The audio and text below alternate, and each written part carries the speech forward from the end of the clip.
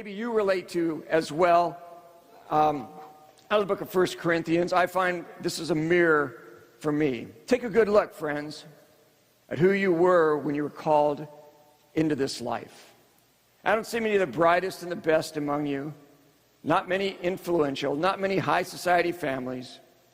Isn't it obvious that God deliberately chose men and women that the culture overlooks and exploits and abuses, chose the nobodies to expose the hollow pretensions of the somebodies?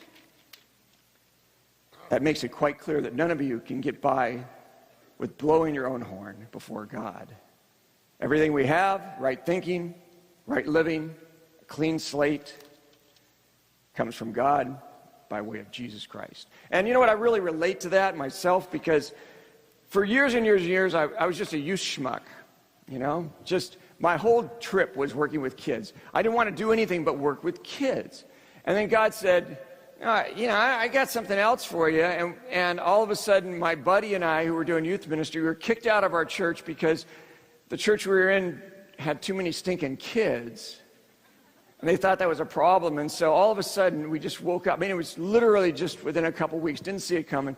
We had all these kids, and the parents of the kids and the staff and stuff going, we need to start a church, and you got to do it. No way, man. I don't want to be any part of this. And in the end, we got a bunch of crazy surfers together, and we decided to create a church for people who really didn't like going to church. Because to be frank with you, I used to hate going to church. I'd just be like, oh, gee, anything but this, you know. I'll pick the dentist over church. I mean, it was like that.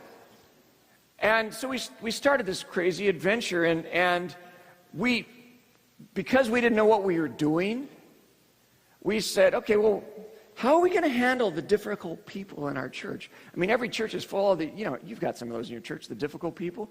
And so one of the guys goes, I got a way. He goes, I go, what? How should we do it? He goes, let's figure out who we're going to offend and offend them right away. You know?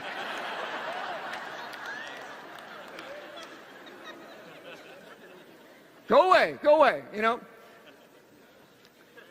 So we did. And we said,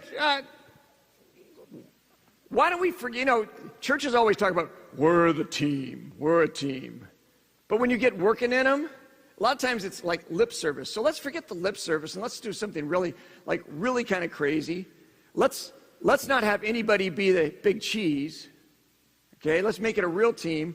And because, when it really comes down to it, who's who in the zoo, it's all about ego and money, right? And so we said, let's not make anybody the big cheese, and let's pay everybody the same. The youth pastor in me really liked that, And so we did.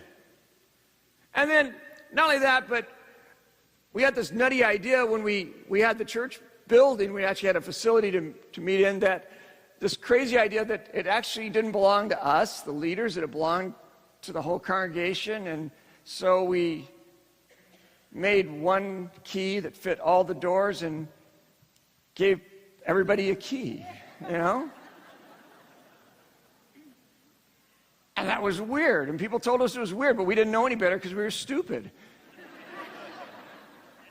And then we said, maybe we haven't been doing people a favor, because they expect us to do all the heavy lifting when it comes to evangelism. I mean, they expect us to give this insane message and then have everybody get up and come forward and do all that kind of stuff. And maybe we're not doing them because that's really fun to lead people to the Lord. So why don't we just not invite anybody to come to Christ anymore at church? And instead of asking people to come to church to come to Christ, why don't we get our church and make them go out and be the church out there? That was a novel thought, And so we said, we're not going to invite people to come to Christ as part of our church service, but we're going to have you guys go out and do it. Because it's really fun to ooze Jesus on people.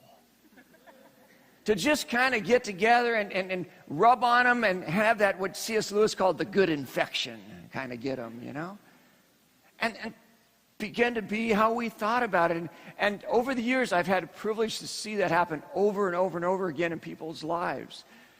And how just by going out and starting to say, how would Jesus think about this? How would Jesus do this? How would Jesus approach this situation?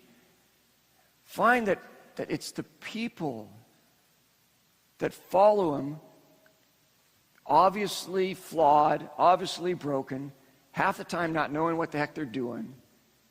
But God uses it remarkably in imaginative and creative ways that I could have never schemed up on my own. I'll give you an example of that. We in our public high school there, they have like Bible clubs. Maybe some of your public high school have that for high school students. And I was a speaker at one of these Bible clubs. And we did the whole thing. We share the word, we pray together and stuff. There's about 100 kids at this Bible club. It was a pretty good turnout.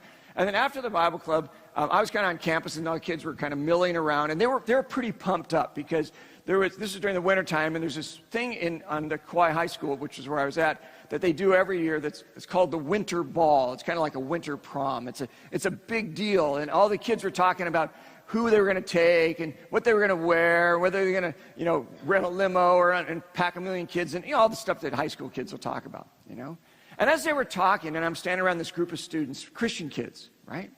Christian kids. As we're standing about, and I'm just listening to them talk and just sort of nodding my head. And a group of students came rolling by. And in this particular public school, they mix in the special ed kids. They try to mainstream the special ed kids with the kids that don't have any handicaps. And this group of special ed kids were pretty severely, some of them were pretty severely challenged. Physically, mentally, very deeply challenged, some of them, some less than others. And they came as a big collective group by. They go to school on the same campus, but aren't in any of the same classrooms, but they're kind of there. And one of the kids, standing in that circle, looked over and went, "They're not going to be at the Winter Ball." And all of a sudden, it was the weirdest thing. I'm standing there amongst high school students, and one of them goes, "Well, maybe they could be." And it was like Jesus, without any prompting, without a message, without anything like that, said, "Well, you know what? You studied about me, you prayed to me, but I want to dance." And so these kids started talking amongst themselves.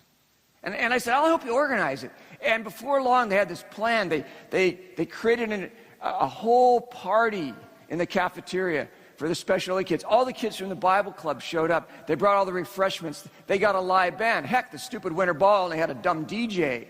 These guys had a live band. And they got all the special ed kids, and they brought them in. And for the next hour or so, these students who'd seen the special ed kids but never gone out and touched them danced, went crazy, ran them around the room in their wheelchairs, over and over and over again. And the interesting thing to me was at the end of that, when the Winter Ball was all over, and this special Winter Ball was all over, kids who went to both came up to me and go, "You know what? I like the special ed Winter Ball better. It was like a Jesus prom,